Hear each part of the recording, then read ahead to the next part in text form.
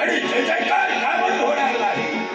ज्या ज्या वेळी पाताळ बोलाच्या ठाई अनेक युद्ध सुटली गेली त्या त्यावेळी विजयाची विजय पताका या कुटिलाक्षानं मताच्या बाजूला झुकली.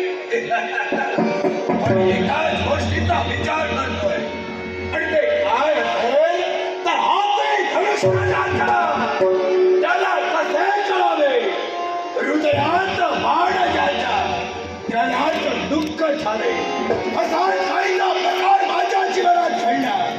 कारण वार करणाऱ्याला वेदना ज्ञात नसतात. वेदना होतात त्याच्या शरीरावर आघात होतो. शरीराला झालेली जखम औषधोपचारानं बरी होऊ शकते. पण एखाद्याच्या मनावर जर का आघात झाला तर तीच जखम जीवनाच्या अंतापर्यंत शरीर नाही.